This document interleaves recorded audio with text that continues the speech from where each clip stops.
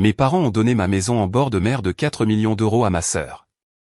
Elle a eu un choc lorsqu'elle est arrivée avec les camions de déménagement. Mes parents se tenaient sur l'allée immaculée de ma villa côtière de 4 millions d'euros, souriant avec une autosatisfaction absolue tandis qu'ils tendaient un trousseau de clés rutilant à ma sœur et à mon ex-femme infidèle. Derrière eux, 2 énormes camions de déménagement tournaient au ralenti, prêts à décharger leur futur volet dans ma maison sur mesure. Ils ressemblaient à la parfaite famille heureuse obtenant enfin ce qu'ils croyaient mériter. Ce qu'ils ignoraient, c'est que j'étais assis à mon bureau à 300 mètres de là, observant ce pathétique cirque se dérouler via une caméra de sécurité cachée, comptant les secondes jusqu'à l'arrivée de la police pour leur passer les menottes. Mon nom est Cédric. J'ai 36 ans et je suis le fondateur et PDG d'une entreprise de logistique de transport de marchandises lourdes. Je n'ai pas hérité d'un seul centime. Je n'ai pas eu de fonds fiduciaires fantaisistes. J'ai bâti mon entreprise de 20 millions d'euros à l'odeur du diesel, des nuits blanches et du genre de travail épuisant qui laisse des callosités permanentes sur les mains. J'ai passé mes 20 ans à trimer tandis que ma famille regardait mes bottes de travail sales de haut. Mais la vraie histoire n'est pas celle de mon entreprise. C'est celle d'une trahison si profondément tordue qu'elle me glace encore le sang. Il y a 8 mois, mon monde s'est brisé un mardi après-midi aléatoire. Mon assistante exécutive, Clémence, une femme d'acier pur qui était avec moi depuis que mon entreprise n'avait qu'un seul camion, est entrée dans mon bureau. Elle n'a pas frappé. Elle a verrouillé la porte derrière elle, a posé une clé USB sur mon bureau et m'a regardé avec une expression de pure et absolue pitié. Elle m'a dit qu'elle avait examiné les images de la caméra embarquée du Range Rover immatriculé de l'entreprise que j'avais acheté pour mon épouse, Sophie, pour notre anniversaire. Il y avait eu un léger accrochage et Clémence tirait le clip pour la demande d'assurance. Au lieu d'un accident de la circulation, la caméra avait enregistré l'intérieur de l'habitacle pendant que la voiture était garée à un belvédère isolé. J'ai cliqué sur lecture. L'audio était parfaitement clair. La vidéo était indéniable.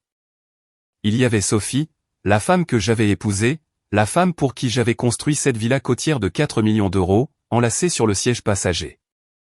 Mais la personne qui l'embrassait, la personne dont les mains couraient dans ses cheveux pendant qu'il se chuchotait des promesses écœurantes, n'était pas un homme quelconque de son cours de yoga. C'était Solange, ma propre sœur. Je suis resté là, fixant l'écran, ma vision se brouillant. Ma femme et ma sœur de 33 ans avaient une liaison passionnée sous mon nez dans la voiture que j'avais payée. La trahison physique fut un coup de couteau aiguisé et tordant dans l'estomac. Mais découvrir que l'autre personne était de mon propre sang, ce fut un effondrement psychologique complet. J'ai demandé le divorce le lendemain matin. Grâce à un contrat de mariage en béton sur lequel j'avais insisté, Sophie est partie sans rien d'autre que ses vêtements et un ego meurtri. On pourrait penser que ce serait la fin du drame. On pourrait penser qu'une famille se rallierait autour du fils qui venait d'avoir le cœur arraché par sa propre sœur. Mais mes parents avaient une perspective très différente de la situation. La trahison de ma femme fut une blessure profonde. Oui. Mais la réaction de mes parents lorsque je leur ai montré les preuves, ce fut la balle qui a finalement exécuté le dernier brin d'amour qui me restait pour ma famille. Êtes-vous prêts à entendre ce qu'ils m'ont dit? Pour comprendre l'insanité absolue de la réaction de mes parents, il faut comprendre la dynamique dans laquelle j'ai grandi. J'étais l'enfant invisible classique. J'étais la bête de somme. Solange était l'enfant chéri, la fleur délicate qui avait besoin d'un arrosage constant, mais qui ne fleurissait jamais vraiment. Quand j'avais 22 ans, j'ai trouvé un camion de fret d'occasion abîmé que je savais pouvoir réparer et utiliser pour démarrer ma propre ligne de transport. J'avais juste besoin d'un petit prêt. Je suis allé voir mes parents, Gérard et Rosalie, et leur ai demandé s'ils pouvaient co-signer un prêt de 15 000 euros. J'avais un plan d'affaires solide, une feuille de calcul des bénéfices projetés et un feu désespéré dans les yeux. Mon père a regardé mes mains grasses, a soupiré lourdement et m'a dit que le travail pénible était indigne de notre famille. Il a refusé.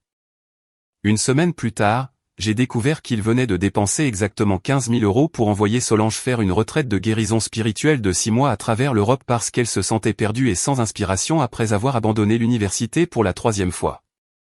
J'ai pris des cars supplémentaires sur les quais de chargement à minuit. J'ai économisé chaque centime. J'ai acheté le camion moi-même. Au cours des 14 années suivantes, j'ai transformé ce véhicule rouillé en une flotte de 80 camions.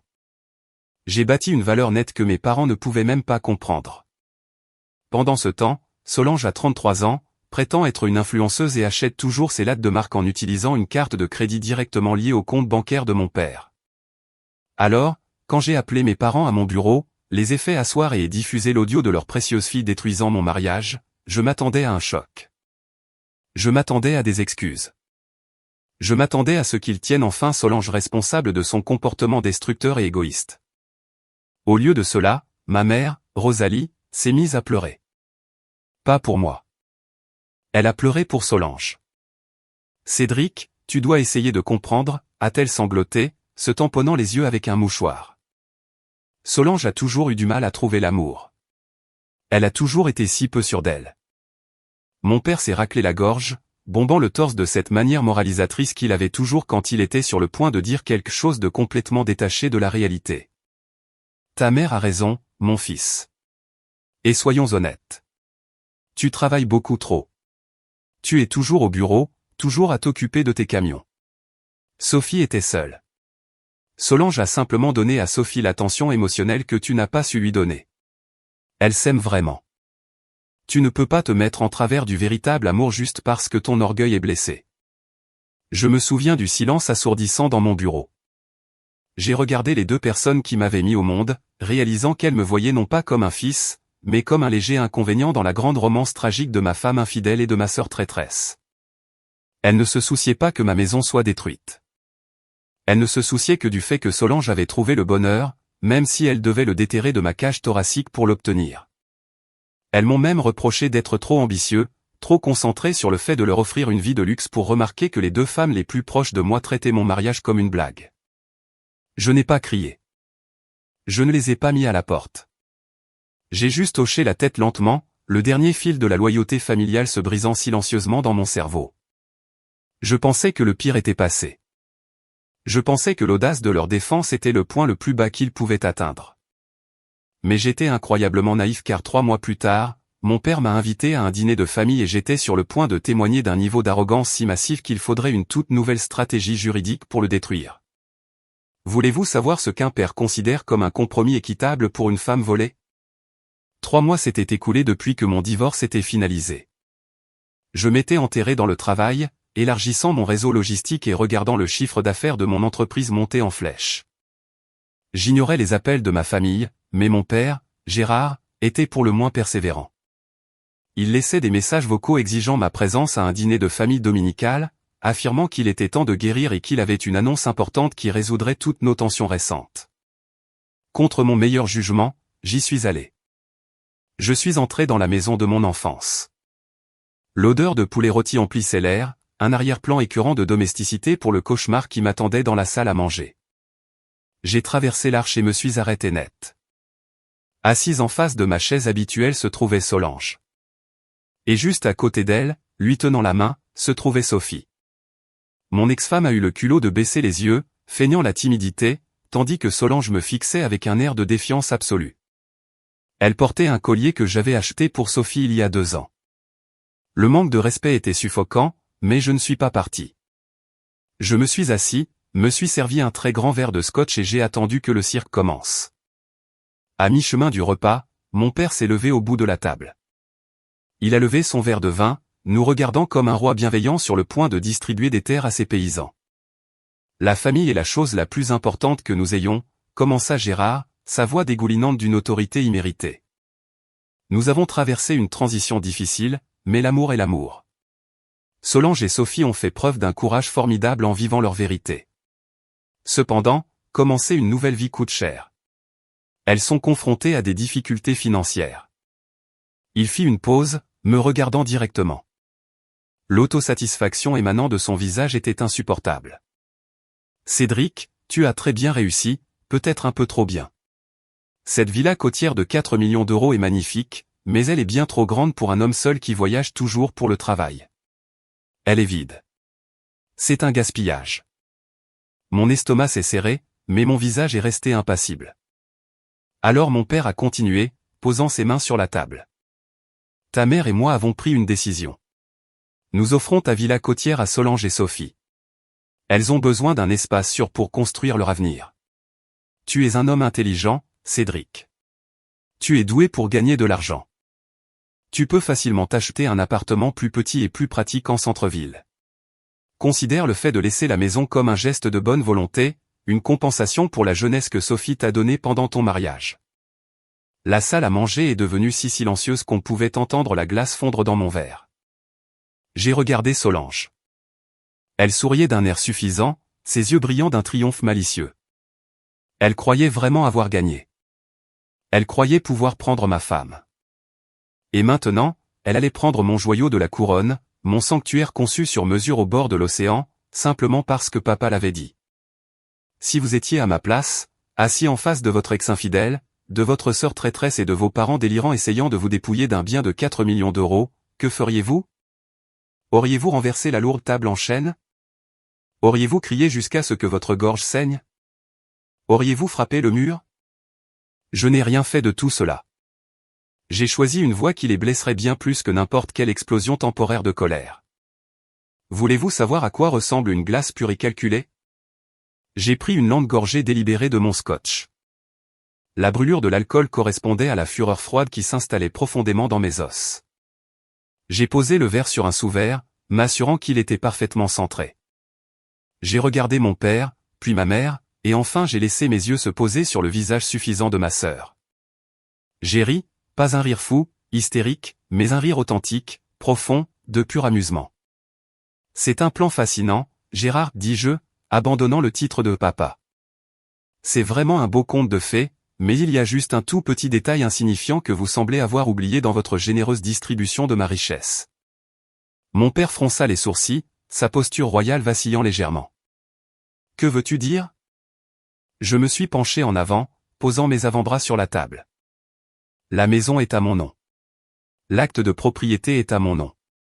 L'hypothèque, qui est entièrement remboursée, soit dit en passant, a été payée avec mon argent.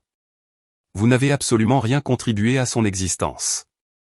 Vous n'avez aucune autorité légale pour la donner à qui que ce soit. Autant lui promettre la tour Eiffel. Cela a exactement la même valeur juridique. Rosalie a haleté, serrant sa serviette. Cédric, comment peux-tu être si égoïste? Ta sœur est en difficulté. Tu as des millions d'euros, et tu ne peux pas partager une maison pour garder ta famille unie? Le visage de mon père est devenu d'un rouge violent. Il a claqué son poing sur la table, faisant teinter les couverts. Écoute-moi, mon garçon. Tu vas montrer un peu de respect. La famille partage ses bénédictions. Si tu refuses de faire cela, si tu tournes le dos à ta sœur quand elle a le plus besoin de toi, il y aura des conséquences. Je te couperai entièrement de l'héritage. Tu ne verras pas un seul centime de mon patrimoine de 800 000 euros. Je laisserai tout à Solange. C'était presque comique. Il menaçait un homme à la tête d'une entreprise de 20 millions d'euros avec une fraction d'héritage qui n'existerait probablement même pas au moment de son décès. Je me suis levé lentement, boutonnant ma veste de costume. Je les ai regardés de haut, me sentant complètement détaché. Ils n'étaient plus ma famille. Ils n'étaient que des étrangers avides occupant de l'espace. Garde ta petite monnaie, Gérard, dis-je, ma voix devenant dangereusement calme. Utilise-la pour acheter une autre personnalité à Solange. Tu en auras besoin. Je me suis retourné et j'ai commencé à marcher vers la porte d'entrée. Derrière moi, mon père bégayait de rage, criant à propos d'enfants ingrats et de devoirs. Je me suis arrêté, la main sur la poignée de porte en laiton, et j'ai regardé en arrière une dernière fois. Mes yeux se sont fixés sur ceux de Solange. Le sourire suffisant avait disparu de son visage, remplacé par une lueur d'incertitude réelle. Et Solange, ai-je appelé, m'assurant que ma voix portait clairement à travers la maison silencieuse. Vas-y, essaie. Essaie de mettre un seul pied sur ma propriété côtière. Voyons si tu parviens à en sortir sur deux. Je suis sorti dans l'air frais de la nuit, la lourde porte se refermant derrière moi avec un bruit sourd et final. C'était la dernière fois que je leur parlais en tant que fils. Le chagrin d'avoir perdu ma famille s'était complètement consumé, ne laissant qu'une résolution inébranlable et dure comme le diamant. J'allais les ruiner. J'allais les laisser construire leur petit château de fantaisie, puis j'allais le faire exploser. Vous êtes-vous déjà demandé à quelle vitesse une propriété de plusieurs millions d'euros peut s'évanouir dans l'air? Le lendemain matin de ce dîner désastreux, j'étais dans le bureau du centre-ville de mon ami le plus proche et avocat personnel, Didier. Didier est un requin en costume sur mesure, un expert en litiges immobiliers qui prospère en déchirant des adversaires arrogants. Nous nous connaissions depuis nos années d'université, à l'époque où je réparais des camions et qu'il survivait avec des nouilles instantanées tout en étudiant pour l'examen du barreau. Je me suis versé un café noir pendant que Didier parcourait mes notes sur la situation. Il a laissé échapper un sifflement bas, secouant la tête. Ta famille est complètement déconnectée de la réalité, Cédric, a dit Didier, se penchant en arrière dans son fauteuil en cuir. Ils n'ont aucune base légale. Même un étudiant en droit de première année les rirait de la pièce. Je peux envoyer une lettre de mise en demeure d'ici midi aujourd'hui qui les fera tourner la tête. Non, dis-je, regardant par la fenêtre du sol au plafond le panorama de la ville. Une mise en demeure est un avertissement. Je ne veux pas les avertir. Je veux les amputer complètement de ma vie. Je veux vendre la maison. Didier a levé un sourcil. Tu aimes cette maison. Tu as conçu le garage sur mesure. Elle est empoisonnée, répondis-je platement. Au moment où ils l'ont revendiqué. Au moment où ils ont cru pouvoir installer la femme qui m'a trompé dans mon sanctuaire, c'est devenu un passif. Vends-la, mais fais-le discrètement, hors marché. Je ne veux aucune annonce publique. Pas de journée portes ouvertes, pas de panneaux. Ils ne peuvent pas savoir que ça se passe avant que ce ne soit déjà fait. Didier a souri, le requin sentant le sang dans l'eau. J'ai un contact, un investisseur technologique basé à Dubaï. Il cherchait une propriété côtière sécurisée dans cette région exacte pour placer de l'argent. Il veut une intimité totale et est prêt à payer au-dessus du prix du marché pour éviter les tracas publics. En 3 jours, nous avions un accord discret et en béton. L'acheteur de Dubaï a offert 4 300 000 €, tout en espèces. La clôture se ferait entièrement par voie électronique, acheminée via des comptes séquestres offshore pour assurer une discrétion absolue. Le meilleur, c'est que l'acheteur était actuellement à l'étranger et n'avait pas l'intention d'emménager avant au moins 6 mois. Il voulait juste sécuriser l'actif. Avec les rouages juridiques tournant silencieusement en arrière-plan, je me suis concentré sur le piège physique. J'ai appelé l'entrepreneur en sécurité qui s'occupait des alarmes périmétriques de mes entrepôts de fret. Je lui ai fait retirer les caméras intelligentes standards de la villa côtière et installer des micro-caméras cachées de qualité militaire dans chaque couloir, entrée et zone commune.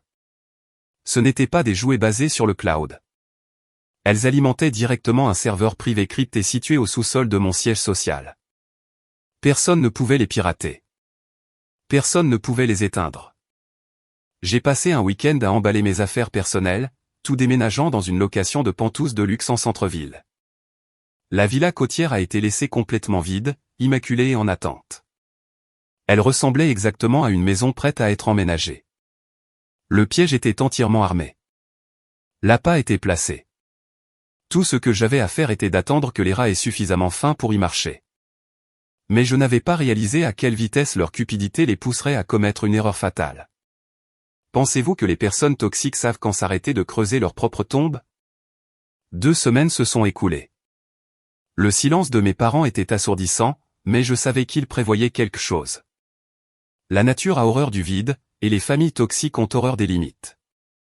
La première attaque ne vint pas directement de mon père. Elle vint de son pion, mon oncle Thierry.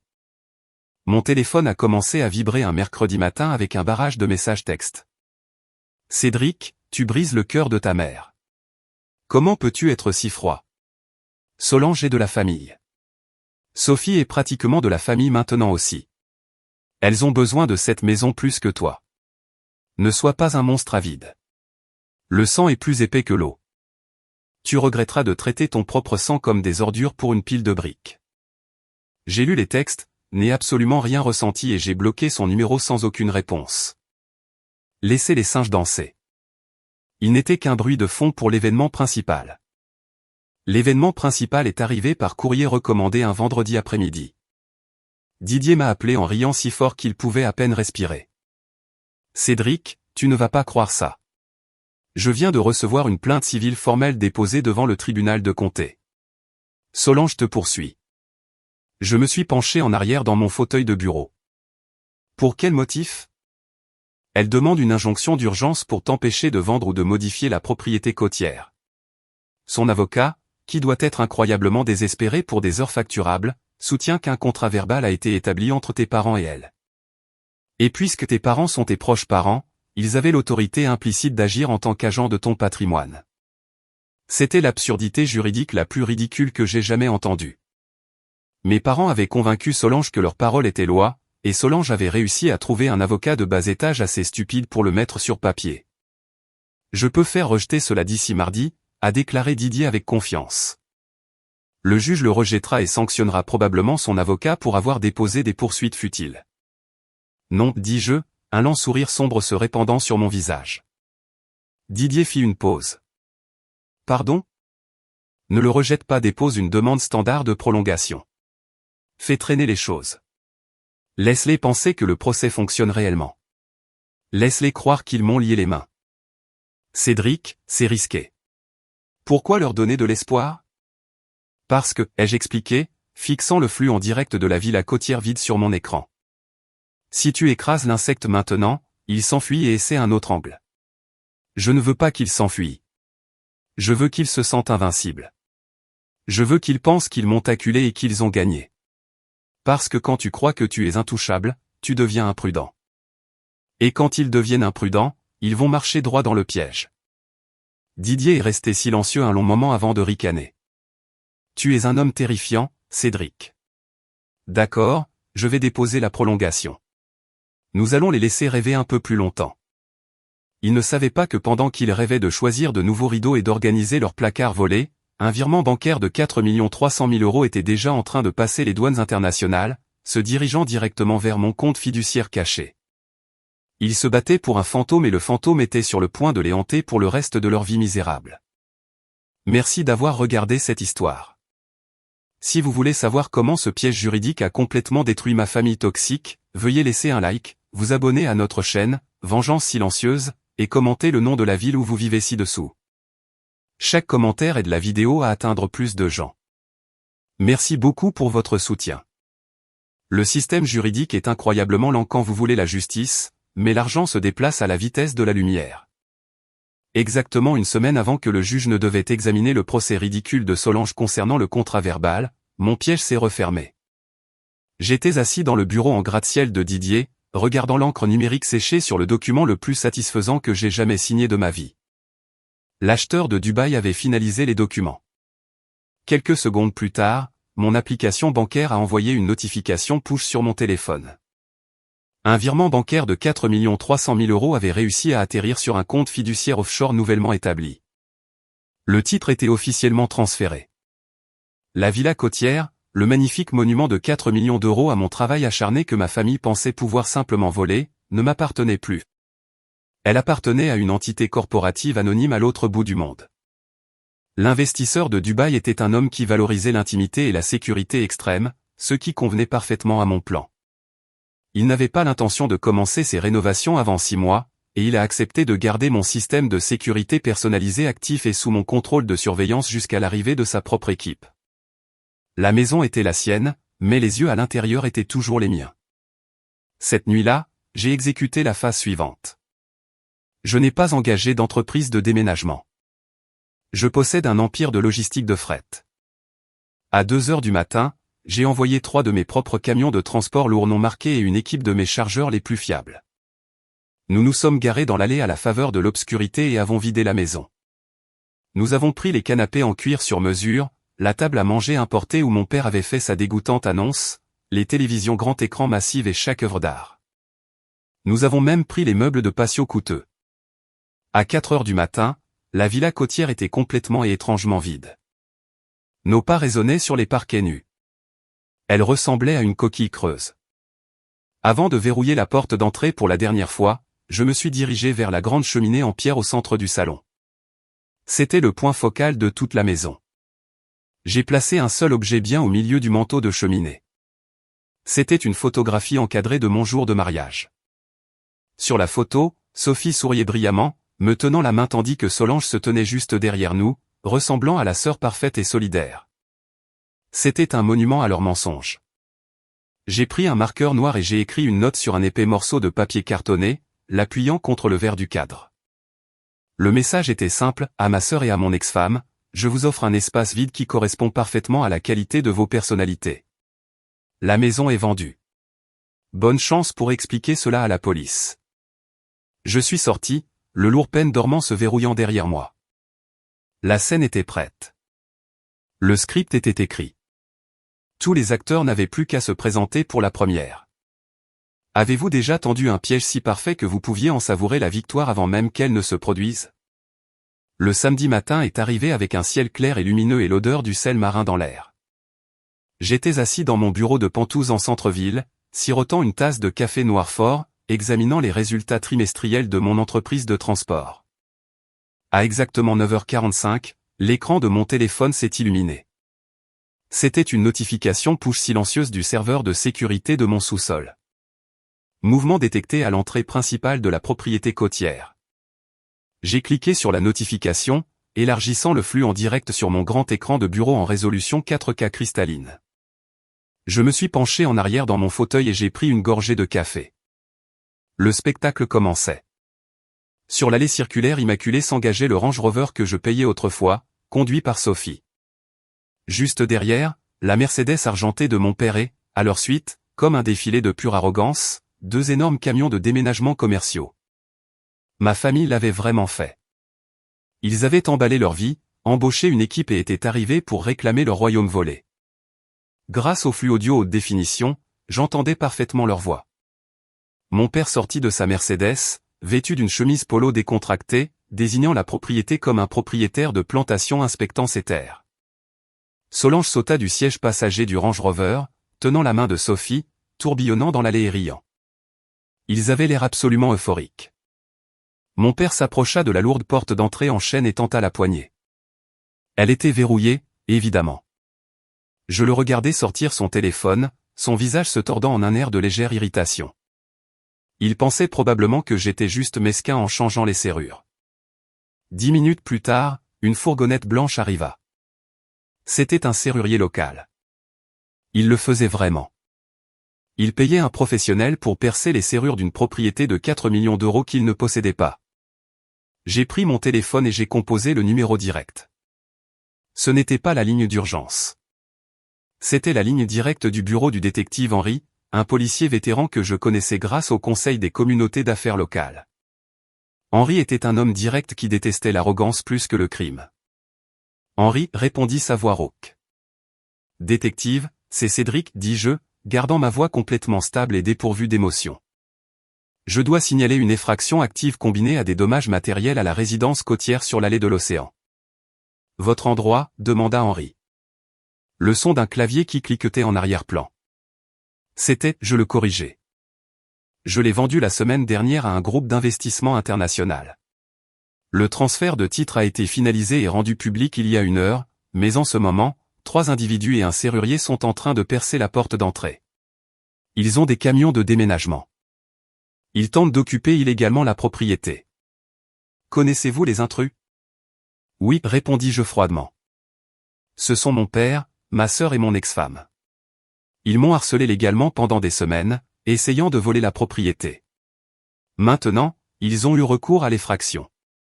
J'arrive, dit Henri, son ton passant de décontracté à strictement professionnel.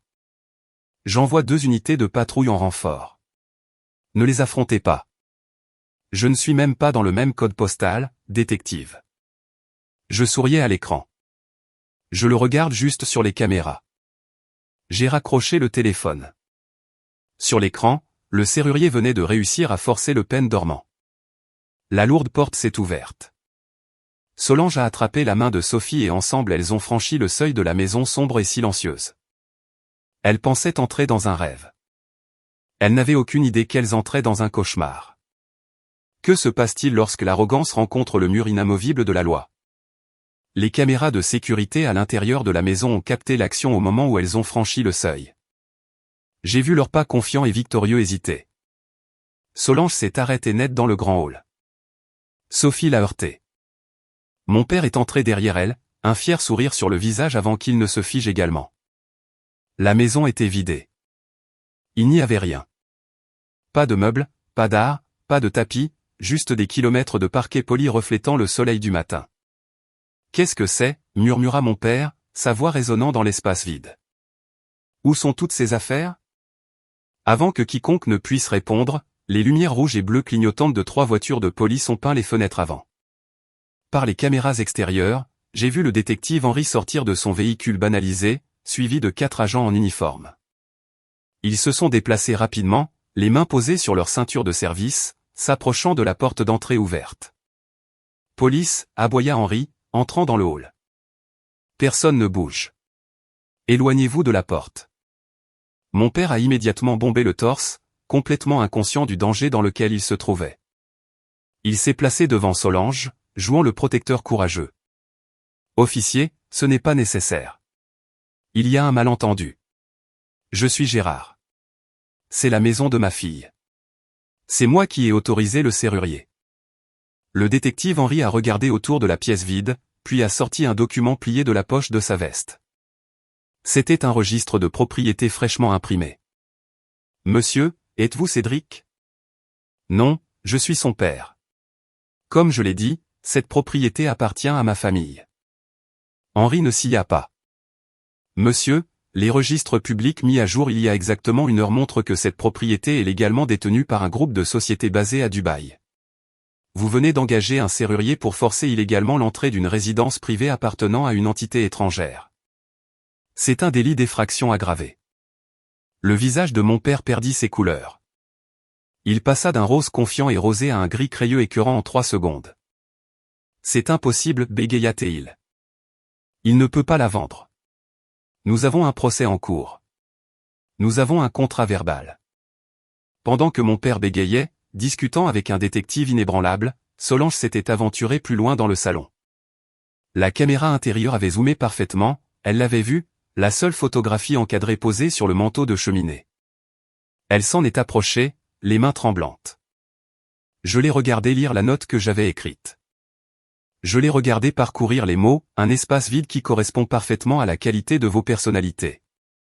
Je l'ai regardé réaliser que le prix de 4 millions d'euros pour lequel elle avait trahi son propre frère avait disparu. Elle se tenait dans une maison qu'elle ne posséderait jamais avec une femme sans argent, entourée de policiers. Solange a poussé un cri qui ressemblait à celui d'un animal blessé. C'était un hurlement d'un droit pur et non frelaté écrasé en poussière. Elle a attrapé la lourde photographie de mariage encadrée et l'a jetée sur la cheminée en pierre. Le verre s'est brisé violemment. Une explosion de fragments tranchants a plu sur le parquet immaculé. Le détective Henry a réagi instantanément. Il s'est précipité, a attrapé Solange par le bras, la faisant tourner avec une efficacité exercée. Vous êtes en état d'arrestation pour destruction de propriété privée et violation de propriété privée criminelle. Il a crié par-dessus ses cris hystériques. Le cliquetis des menottes en métal se refermant sur ses poignets fut le son le plus fort de la pièce. Sophie a crié et s'est reculée, levant littéralement les mains comme pour se rendre, abandonnant complètement Solange. Mon père s'est précipité en avant, criant « Vous ne pouvez pas faire ça. C'est une bonne fille. » Un agent a immédiatement repoussé mon père, l'avertissant que s'il faisait un pas de plus, il rejoindrait sa fille à l'arrière d'une voiture de patrouille. Je suis resté dans mon bureau, regardant ma sœur être emmenée hors de la maison menottée, pleurant hystériquement tandis que sa petite amie se recroquevillait dans le coin et que mon père restait figé dans une terreur absolue. La maison était vide, mais mon cœur était incroyablement plein. Auriez-vous eu pitié d'eux? Parce que je n'ai pas ressenti une seule goutte de pitié. Le week-end fut un désastre absolu pour ma famille et un chef-d'œuvre de paix pour moi. Solange a passé le samedi soir dans une cellule de détention du comté, entourée de murs de béton et de la réalité. Mon père a dû se démener pour trouver un cautionneur, dépensant des milliers d'euros juste pour sortir son enfant chéri d'une combinaison orange vif le dimanche matin. Mais la vraie comédie fut Sophie. Au moment où la police est arrivée et que la réalité de la situation s'est installée, elle a disparu. Sophie était un parasite qui prospérait dans le luxe. Quand elle a réalisé que Solange n'allait pas avoir une maison de 4 millions d'euros, mais qu'elle faisait face à des accusations de crime, Sophie a fait ses valises et a disparu. La grande romance qui valait la peine de détruire mon mariage s'est évaporée dès que l'argent a tari. Mais je n'avais pas fini. Maître Solange aux menottes n'était que l'apéritif. Le plat principal a été servi le lundi matin. J'étais assis avec Didier dans son bureau, examinant les documents qu'il avait préparés pendant le week-end. Nous n'allions pas seulement nous défendre contre leur procès ridicule pour contrat verbal. Nous allions passer à l'attaque. Nous avons déposé une énorme contre-poursuite. Nous les tenons en flagrant délit, a dit Didier, tapotant la grosse pile de papier. Nous accusons Gérard, Rosalie et Solange de conspiration civile en vue de commettre une fraude immobilière, de violation de propriété privée criminelle et d'infliger intentionnellement une détresse émotionnelle. Nous les poursuivons également pour le coup du serrurier, les dommages et la destruction de propriété causés par ta sœur quand elle a décidé de jouer au baseball avec ta photo de mariage. Combien demandons-nous ? J'ai demandé. Didier a souri d'un sourire froid et prédateur. J'ai calculé le maximum absolu de dommages-intérêts punitifs autorisés dans cette juridiction. Nous demandons au tribunal 600 000 euros. Je me suis penché en arrière, laissant le chiffre s'imprégner. 600 000 euros. Je savais exactement ce que ce chiffre signifiait. C'était le total exact de l'épargne retraite de mon père. C'était l'argent qu'il avait passé toute sa vie à accumuler alors qu'il refusait de m'aider à acheter un camion d'occasion. C'était son filet de sécurité. Dépose-le, ordonnai-je. Lorsque le procès les a frappés, la panique fut immédiate. Les pions ont arrêté de m'envoyer des insultes et ont commencé à supplier. L'oncle Thierry a laissé un message vocal en larmes me suppliant de retirer la plainte, hurlant que j'allais mettre mes parents âgés à la rue. Je l'ai ignoré. Ils ont réalisé qu'ils avaient marché dans un champ de mine et que je détenais le détonateur. L'avocat coûteux de mon père, qui avait joyeusement pris son argent pour le procès futile de contrat verbal, les a laissés tomber immédiatement lorsqu'il a vu les contre-demandes et le rapport de police.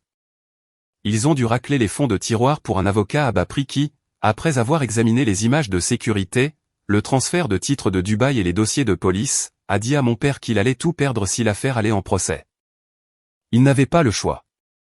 Ils ont supplié pour un règlement par médiation. Ils voulaient se rendre, mais la reddition n'est acceptée qu'aux conditions du vainqueur. Avez-vous déjà vu le moment exact où un parent toxique réalise qu'il n'a absolument plus aucun pouvoir sur vous ?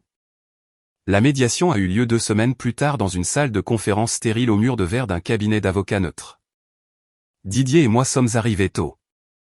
Je portais un costume bleu marine sur mesure, ma posture détendue, mon expression complètement indéchiffrable. Lorsque ma famille est entrée, l'impact physique du mois dernier était choquant. Mon père, Gérard, semblait avoir vieilli de 10 ans. Ses épaules étaient affaissées, le gonflement arrogant de son torse avait complètement disparu. Son visage était tiré et pâle. Rosalie marchait à ses côtés, regardant le sol, serrant son sac à main comme un bouclier. Et puis il y avait Solange. L'enfant chérie avait disparu. Elle avait l'air vide, épuisée et incroyablement petite. Ses yeux étaient rougis, probablement d'avoir pleuré à cause des accusations de crimes qui pesaient sur elle et du fait que son véritable amour, Sophie, avait bloqué son numéro et avait quitté la ville. Ils se sont assis en face de nous. Leur avocat à bas prix avait l'air nerveux, transpirant sous la climatisation. Le médiateur, un ancien juge à la retraite, a commencé à parler, mais j'ai levé la main pour l'arrêter. Sautons les formalités, dis-je, ma voix coupant à travers la pièce comme un scalpel. Nous ne sommes pas ici pour négocier. Nous sommes ici pour que vous acceptiez mes conditions ou nous partons et je vous ruine en pleine audience. Didier, donnez-leur le règlement. Didier a glissé un épais dossier sur la table en acajou. La main de mon père tremblait en l'ouvrant. Cédric, s'il te plaît. Sa voix se brisa. C'était la première fois que je l'entendais supplier. Je suis ton père. J'ai fait une erreur. J'ai laissé mes émotions obscurcir mon jugement. Mais 600 000 euros, c'est toute ma retraite. Ta mère et moi n'aurons rien. S'il te plaît, aie pitié. J'ai regardé l'homme qui m'avait dit que l'infidélité de ma femme était de ma faute. J'ai regardé l'homme qui avait essayé de me voler le toit de ma tête pour récompenser la sœur qui m'avait poignardé dans le dos. Pitié, répétai-je, le mot ayant un goût de cendre dans ma bouche. As-tu eu pitié quand tu t'es moqué de moi en me demandant un prêt de 15 000 euros ? As-tu eu pitié quand tu m'as dit que je méritais d'être trompé ? Solange a-t-elle eu pitié quand elle couchait avec ma femme dans la voiture que j'ai achetée ? Solange laissa échapper un sanglot étouffé, se couvrant le visage de ses mains. Je ne veux pas de vos excuses, continuai-je, me penchant en avant. Vos paroles ne valent rien. Je veux vos signatures. Voici les conditions. Vous me paierez 300 000 euros immédiatement. C'est la moitié de votre retraite, Gérard. Considérez cela comme une lourde taxe pour avoir élevé une voleuse. Deuxièmement, vous signerez tous les 3 des ordonnances restrictives permanentes. vous ne me contacterez plus jamais, n'approcherez plus ma maison, ni ne mettrez les pieds près de mes bureaux d'entreprise. Rosalie haleta, des larmes coulant sur son visage. Cédric, tu ne peux pas nous couper pour toujours. Nous sommes ta famille. Nous avons cessé d'être une famille au moment où tu as remis les clés de ma maison à Solange, répliquai-je vivement. Et enfin, vous signerez une renonciation juridiquement contraignante, renonçant à tout et à toute future réclamation sur mon patrimoine, mon entreprise ou mes actifs. Si je me fais renverser par un bus demain, vous ne recevrez pas un seul centime. Vous n'obtenez rien. Signez maintenant ou nous allons au procès demain. La pièce était d'un silence suffocant. Leur avocat se pencha et chuchota frénétiquement à l'oreille de mon père, hochant la tête vers le papier. Il savait que c'était la meilleure offre qu'ils obtiendraient jamais. Avec des mains tremblantes, des larmes éclaboussant le coûteux papier légal, mon père prit le stylo. Il signa son nom. Rosalie signa ensuite, sanglotant bruyamment. Enfin, Solange signa, sa main tremblant si fort qu'elle pouvait à peine former les lettres. Didier a rassemblé les papiers, vérifiant les signatures. Il m'a regardé et a fait un signe de tête sec. Je me suis levé, j'ai boutonné ma veste et je suis sorti de la pièce sans un seul regard en arrière. Je n'ai pas dit au revoir. On ne dit pas au revoir à une tumeur quand le chirurgien la retire. On s'en va et on guérit. Cela fait plus d'1 an depuis ce jour dans la salle de conférence. Les conséquences de ma vengeance se sont déroulées exactement comme je l'avais prévu. Le paiement de 300 000 € a vidé les finances de mes parents. Incapables de payer les taxes foncières et l'entretien de leur mode de vie, Gérard et Rosalie ont été contraints de vendre la maison de mon enfance. Ils vivent maintenant dans un appartement de location exigu de 2 chambres à la périphérie de la ville. Solange a évité la prison grâce à un accord de plaidoyer arrangé par son avocat commis d'office, mais elle est une criminelle condamnée. Elle a un casier judiciaire pour violation de propriété et dommages matériels. Sans diplôme, sans historique de travail et avec un casier judiciaire sur son contrôle des antécédents, le style de vie d'influenceuse est mort. La dernière nouvelle que j'ai eue par la radio-trottoir familiale. Elle travaille le quart de nuit comme caissière dans une épicerie ouverte 24 heures sur 24, dépensant la moitié de son chèque de paie au salaire minimum pour payer ses dettes légales. Sophie est complètement hors de l'image.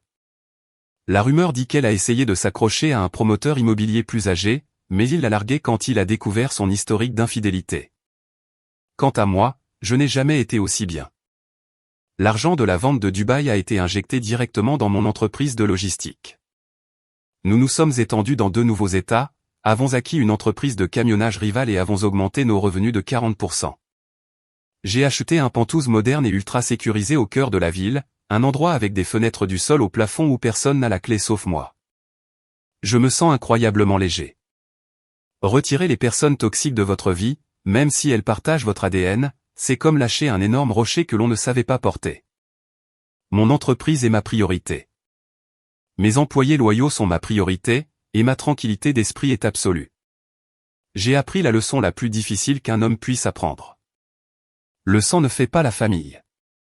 La loyauté, le respect et le soutien mutuel quand le monde s'assombrit. C'est cela qui fait une famille. Mes parents ont exigé ma richesse à cause de la biologie. Mais ils n'ont offert que de la trahison en retour. Maintenant, je reçois occasionnellement des emails de membres de ma famille élargie, des messages qui échappent à mes filtres anti-spam. Ils m'appellent un monstre au sang-froid. Ils disent que j'ai détruit les années dorées de mes parents, que je suis cruel d'avoir poussé mon propre père à la ruine financière. Ils me disent qu'en fin de compte, ce sont eux qui m'ont donné la vie. J'aurais dû être plus grand et leur pardonner. Mais je me contente de sourire en appuyant sur le bouton supprimer. Donner la vie à quelqu'un ne vous donne pas le droit de la détruire. Je n'ai pas commencé la guerre.